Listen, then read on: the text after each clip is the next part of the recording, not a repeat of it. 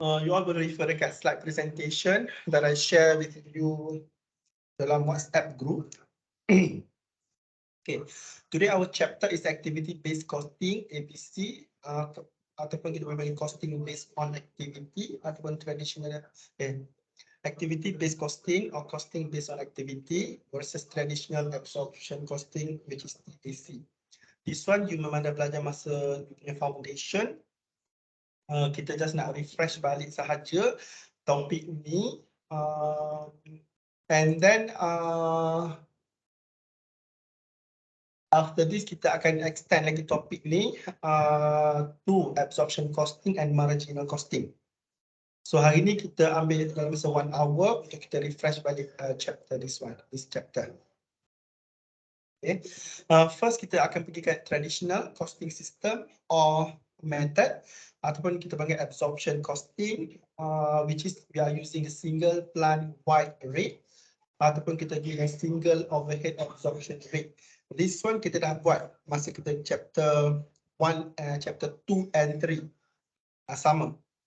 Apa yang kita buat chapter 2 and 3 itu ada almost the same. Untuk yang this one, yang ada beza ialah ABC, activity based costing. And then topik ni pun dia more or less the same dengan topik 2 and 3. So 2, 3, 4 ni semua related. Misalkan.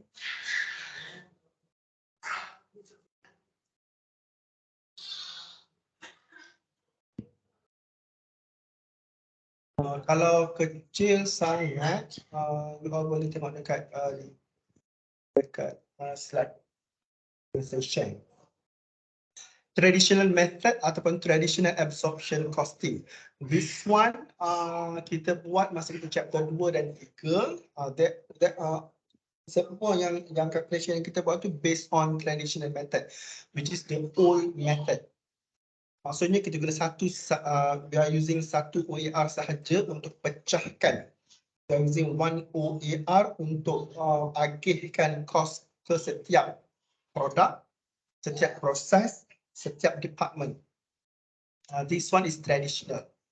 And after this, after ada some involvement, about some improvement in the system, then they come out dengan ABC. Same goes to chapter 2 and 3. They still kira product cost, still kira direct material and direct labor, as well as manufacturing overhead. Sama sahaja. Okay. Product costing again consists of direct material, direct labor, and manufacturing overhead. Including of semua product cost, it consists of material, direct material, labor. Okay, manufacturing, direct material, direct labor, and manufacturing overhead. Satu lagi direct expenses. Direct expenses.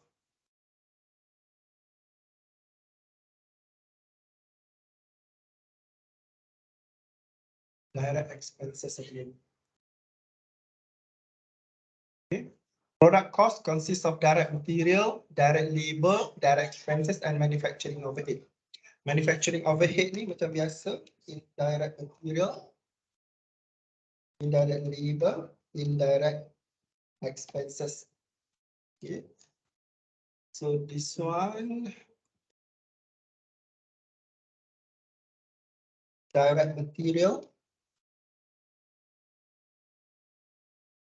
direct labor,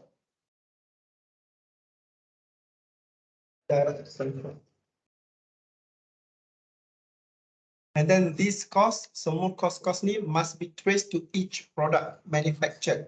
Ini sama yang kita buat lah. Cost ni kita kena trace untuk setiap produk, setiap proses, untuk setiap department. Direct material pun sama, kita boleh trace. Direct labor kita boleh trace. Manufacturing ni sometimes kita tak boleh trace.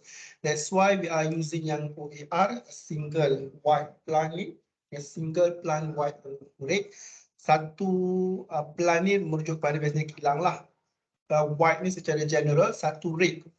Di kilang yang kita guna secara general untuk kita allocate untuk kita pecahkan cost, indirect cost tu kepada setiap produk, proses ataupun department.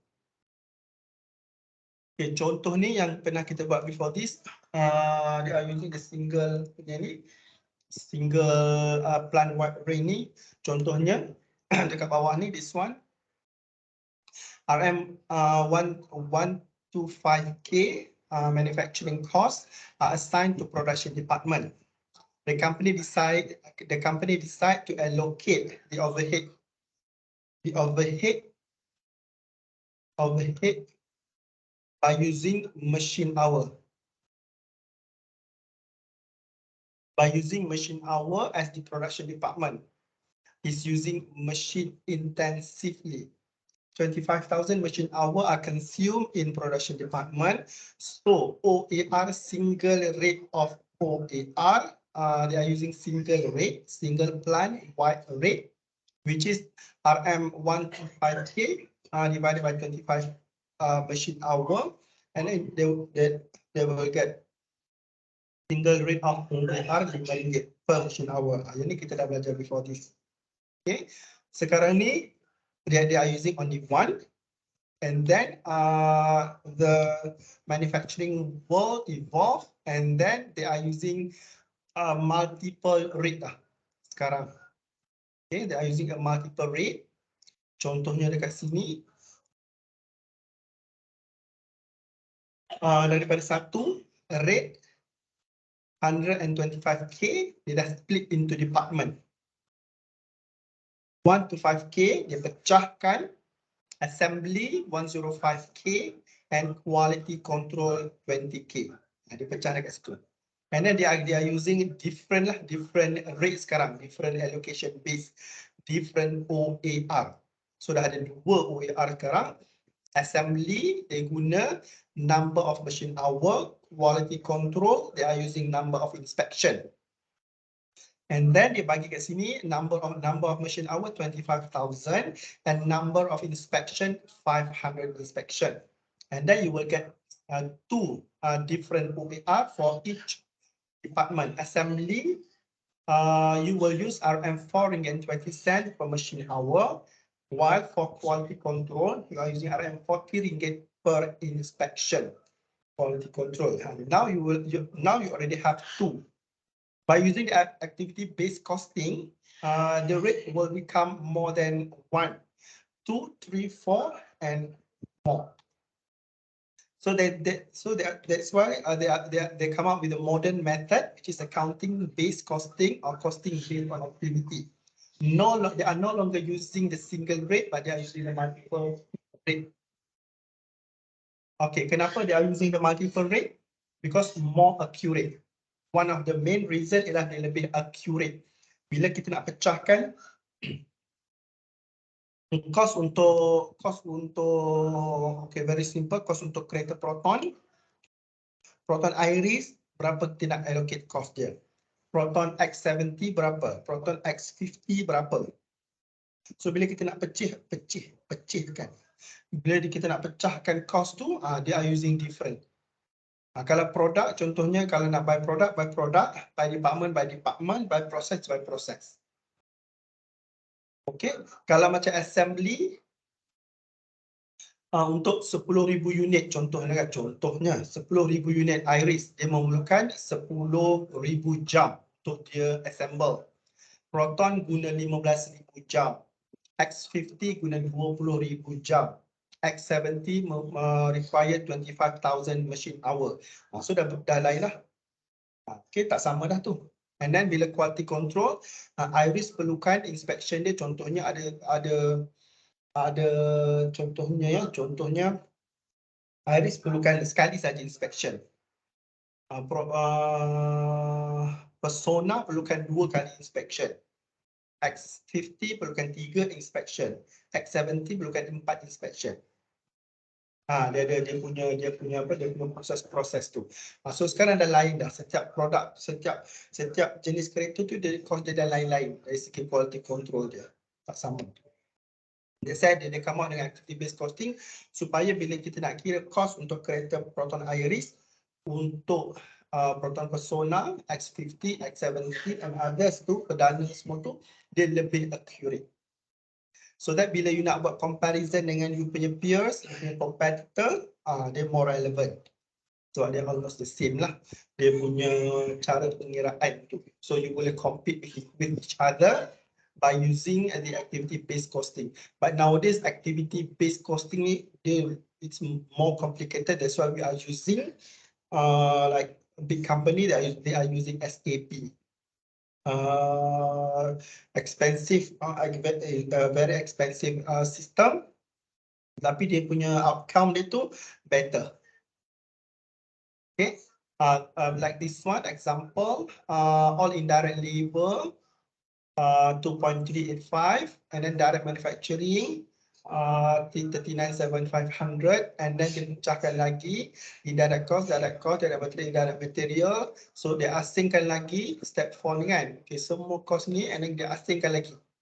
Contohnya based on activity. Design activity, molding machine setup activity, molding machine operation activity, ini semuanya kilang punya. Okay, shipment setup activity, distribution activity, administration activity, dia pecahkan lagi indirect expenses ni. Okay, indirect expenses 2.385 tu dia pecahkan lagi, dia pecahkan lagi to 1, 2, 3, 4, 6 activity. Okay, and then setiap activity dia tu dia ada OR dia tersendiri. Okay, like design activity dia ada parts square feet, molding machine setup activity dia ada setup hours, molding machine operation activity dia ada molding machine hour, and then shipment setup activity dia ada shipment, distribution activity dia ada cubic feet delivered, administration activity dia ada direct manufacturing labor hours. So dia dipecahkan lagi. That's why ni daripada tadi dia using single satu sahaja. Now they are using multiple. And then sekarang ni dia boleh jadi 6, dia boleh jadi 10, it can be many. Because kita masuk dalam sistem akan calculate. Nowadays everything kita guna sistem, paling minimum pun kita guna, we are using Excel. Very simple punya allocation, kita using Excel. Jangan pandang rendah kepada Excel because Excel tu boleh jadi sistem. Kalau kita betul-betul belajar all the function dalam Excel tu. Okay, so because yang this one dia kita dah ada 6, so inilah yang kita dah menggunakan activity based costing. Costing based on activity dia. Okay, kenapa kita perlukan? Because nowadays kita ada wide range of product, wide range of proton punya product. Kita ada proton iris, kita ada proton persona, kita ada proton R3, kita ada X50, X70, perdana, apa lagi yang kita ada? Itu je lah rasanya. And then, so kita nak susah nak allocate, and then kita perlukan ABC. Direct labor represent a small fraction of total cost. Overhead costs are relatively large. Okay, untuk proton sahaja, dia punya cost ialah 10 bilion setahun. So bayangkan macam mana you nak pecahkan 10 bilion setahun kepada setiap produk, setiap unit. Kalau tahun tu X70 kita keluarkan 20,000 unit, berapa cost berapa cost daripada 10 bilion tu kita nak pecahkan. Okay, overhead costs are relatively large. Same goes to Samdabi, Petronas, AMD, semua tu cost tinggi. And then intense global competition cause companies to lose their competitiveness due to poor cost information. Proton kena bersaing dengan Mazda, kena bersaing dengan Honda, kena bersaing dengan Toyota, kena bersaing dengan Nissan. So because of intense competition tu, dia kena come out dengan a very competitive price. Harga yang boleh bersaing. Harga yang sangat kompetitif, yang boleh menyebabkan kalau kita salah buat costing, customer akan pergi dekat Pro 2. Customer akan pergi dekat Honda. Kalau kita salah. And then harga kita kena jangan terlalu tinggi, jangan terlalu rendah berbanding kompetitor. Okay, that's some of the reason why we are using the ABC. Okay, and then because of dunia sekarang dah very competitive, and then dunia sekarang technology changes, dunia sekarang a lot of product, a lot of substitute, a lot of competitor, they have to use the ABC. Because kalau dia salah langkah in terms of costing, tiba-tiba Xiaomi nak jual sama macam Apple punya harga ke, mereka akan kalah. Okay, this one some of the cost driver dalam activity based costing sama juga macam yang this one. Okay, ada 6, it can be many. Some of them is this one. Quality inspection ni, which is inspecting the raw material or the finished product. We are using number of inspection. So cost per unit adalah cost per inspection lah. Warranty services, providing service for defective product, number of service call. Shipping, finished product to consumer, number of shipment. Setting up machine for production, machine purchasing, product assembly, material handling. So this one you can alert because nanti kalau dalam soalan, contoh kalau tak bagi allocation base tu dia suruh you cari sendiri, and then you boleh refer dekat sini, this one. Okay, maksudnya kalau purchasing, number of purchase order. Kalau machining, number of machine hour. Kalau setup ini some of them sahaja, tak semua ada. Tapi this one you boleh jadikan reference you. Why we are using ABC, ada advantage and ada disadvantage-nya. The advantage of using ABC ialah more accurate costing of product or services, better understanding of overhead, easier to understand for everyone, utilize unit cost rather than just total cost, and make visible waste and non-value added. Maksudnya dia more accurate, costing dia more accurate, lebih tepat, and then orang senang nak faham in terms of overhead tu, macam mana dia pecahkan, ikut dia punya cost driver, dia pecahkan, so kita senang nak faham. Okay, easier to understand, sama juga better understanding of overhead, and then kita utilize unit cost rather than just total cost. Macam single unit, we are using total cost. Total cost divided by total hour. By this one, we are using the unit cost, and make visible waste and non-value added. Disadvantage dia more time consuming to collect data. Yes, because kita perlu masukkan data, semua data dalam kita punya system, so that system can calculate for us.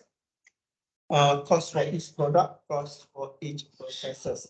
And then cost of buying, implementing and maintaining activity. This one is very expensive.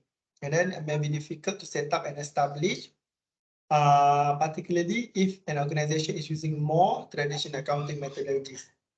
Maksudnya kalau company tu biasa guna traditional, when it comes to change to ABC tu, sometimes it is very difficult to set up lah untuk permulaan tu. Okay, tak pernah guna sistem yang canggih, you are using the sophisticated ataupun the very maksudnya very complex system software, sometimes it's difficult for you lah, for the company to set up the system. Okay, like this one, kita contoh tadi kita dah bagi ya, yang tadi tu, dan this one contohnya, ya, 1 to 5 ya, ada 2. Sekarang ni bila more advanced dia juga jadi banyak. Like this one, assembly dia pecah lagi pada 3 activity. Quality control dia pecahkan pada 2, so ada 5 quality control. Okay, product assembly, contoh ni contoh sahaja ya. Product assembly, they are using machine hour. Material handling, number of production run. Machine setup, number of machine setup. Quality control and inspection, number of inspection. Packaging and shipping, number of shipment. So you bagilah 75,000 bagi 25. 20K you bagi dengan 5K.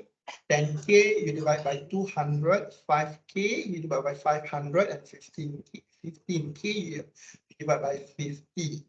And then you akan dapat OAR. Ada 1, 2, 3, 4, 5 OAR. Ni ialah activity based costing. It's a modern method.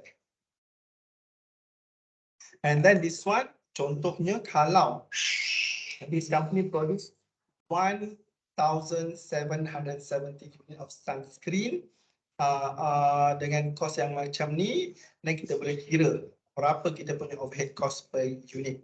Contohnya, if you want to produce 1,770 unit of sunscreen, you perlukan 10,000 machine hours, 1,000 production runs, 70 machine setup, 75 inspection, 20 shipment. So, you boleh guna yang ni, OER yang ni, and then you times je lah. RM3 per machine hour, you times 10,000, RM4 times by 1,000, RM50 you times by 70, RM10 you times by 75, RM300 you times by 20, and you will get 750.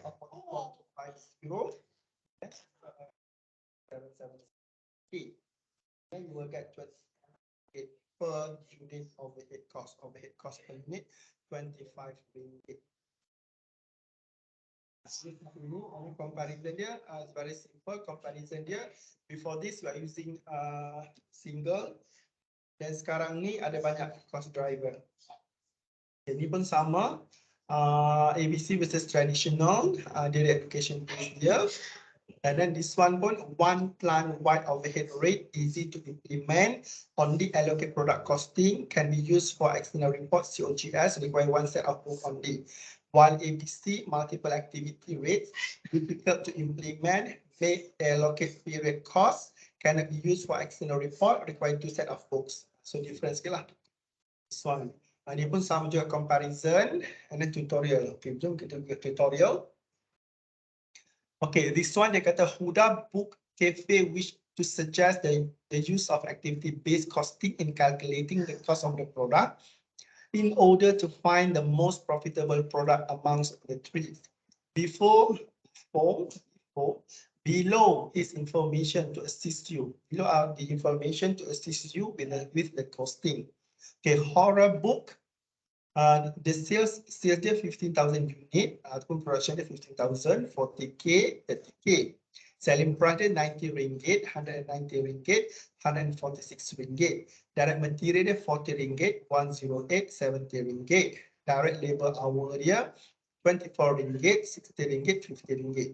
Okay, machine and packaging department, labor cost per unit perlukan 9 jam untuk produce horror book. 8 jam diperlukan untuk produce romantic book, romantic book. And 6 hours untuk produce magazine. Okay, and then ada 1, 2, 3, 4, 5 processes.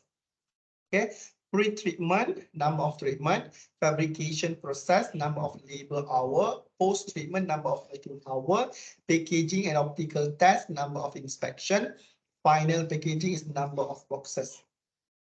Okay, cost dia ialah 1.596, 1,596,500, total cost dia kat sini. Which is they allocate pre-treatment 550, fabrication 0.7 million, post-treatment 150K, packaging optical test 69.5, final packaging 100K. Ini dipecahkanlah horror berapa, romantic book, romantic magazine dan juga magazine berapa cost dia. Okay. Okay, this one out of 1,569 ni kita pun pecahkanlah dari cost dia. So kita dapat pre-treatment ialah around 275 per treatment. Fabrication 29.17 per labor hour. Post-treatment 12.50 cents per machine hour. Packaging and optical 24.13 per inspection. And final packaging RM100 per boxes. So bila kita pecah-pecah macam tu, nanti kita akan dapat dia pengiraan dekat sini. Dan this one daripada 515K untuk pre-treatment tu, bila dia kita pecahkan, kita allocatekan, horror dapat RM190, 192,500 untuk horror, 165K untuk romantic, and then magazine 192,500. Same is the fabrication process. post-treatment, packaging and optical test, and then final packaging. Sama. So bila kita add on, horror dapat 625,395, romantic 516,060, magazine dapat 554,120. So we add all together, we will get 1.596. 1.5 million, 1.6 million. And then kita pecahkanlah based on berapa kuantiti dia tadi. Kalau horror kita pecahkan 625 dengan kuantiti dia tadi, 50k, 40k, 30k. And then you will get 12 ringgit 51 cent, 10 ringgit 40 cent, and 18 ringgit 50 cent. So overall total cost kalau you tambah dengan dia punya direct material, direct labor, and indirect and then manufacturing overhead, you akan dapat 76 ringgit 51 cent. Okay, untuk romantic 178.143, and then magazine 138.47. Okay, so this one dia punya total cost dia. Kalau you guna single satu sahaja, 1.596,500 you divide by 950 labor hours. You akan ada satu rate sahaja, 1.68 semua. Tapi by using the ABC, you ada 5 rate. Okay, ini dia punya by using ni adalah comparison using ABC, using traditional dengan modern method. Kalau traditional based on 1 dengan 68 sen ni, you akan dapat 79 ringgit 12 sen. Untuk guna ABC, you dapat 76.51. So which one is better? Kat sini horror kita boleh kurangkan harga dengan menggunakan ABC. Romance ni kita boleh kurangkan juga dengan menggunakan ABC. While magazine ni sepatutnya kita kena charge lagi mahal by using ABC instead of kita charge murah, contohnya dekat masa kita guna traditional coding. So the better one you are using ABC lah untuk lebih more accurate. Kalau dia bagi berapa profit per unit, contohnya kat sini dia bagi selling price, and then kita boleh terus calculate dia punya profit per unit dia. Okay, guna traditional dan juga guna traditional dan juga guna ABC. Jadi kita boleh buat comparison juga lah kat sini.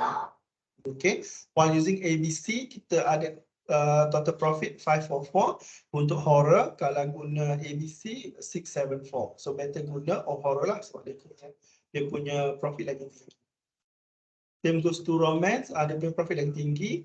While for magazine, you kena charge lagi banyak lah. Selling price dia tak boleh 146, dia kena jadi lagi tinggi. Mungkin 150 atau 156, baru dia naik. Okay, itu sahaja untuk traditional costing. Untuk yang ni, because dia punya topik ni banyak lagi. So tapi hari saya nak fokus on traditional yang this one saja sebab kita dah buat hari tu single. So now kita compare dengan TAC pula. Okay, so this one saya cuba untuk masukkan this one, buat satu video untuk yang ni. Saya try untuk lebih you faham, and then saya akan bagi tambahan soalan dalam ni juga untuk this topic. Okay, ada soalan tak untuk topik ni?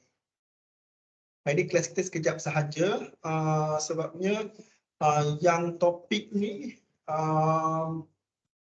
dia dah combine actually dengan chapter 2, chapter 3. Sebenarnya chapter 2, 3, 4, 5, 6 semua dia dah combine, dia masuk dalam satu.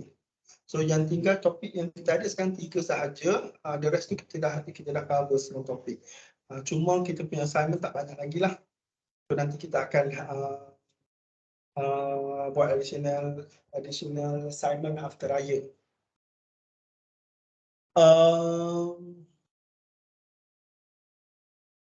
Kita akan cover semua untuk test 1 ni, kita akan cover semua yang kita pernah belajar masa kita foundation dulu.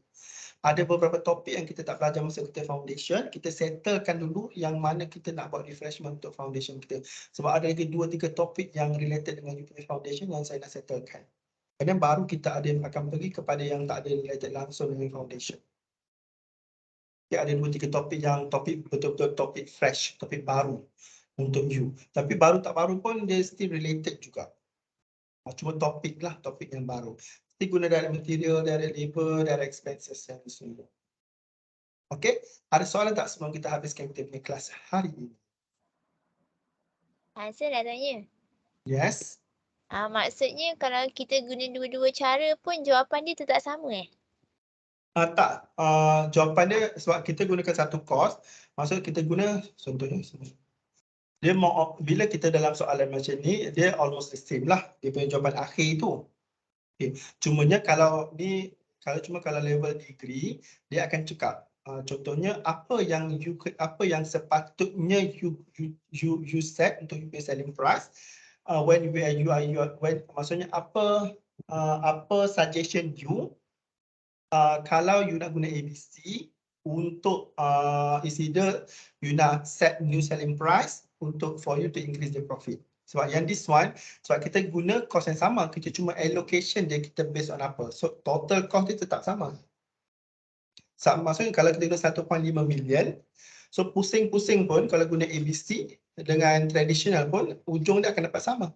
Sebab kita cuma pecahkan cara kita pecah tu je. Dekat sini kita nak tunjuk bahawa kalau horror, better guna ABC. Sebab horror lagi tinggi. Sebab ABC lagi tinggi dia punya profit. Kalau romance contohnya guna ABC.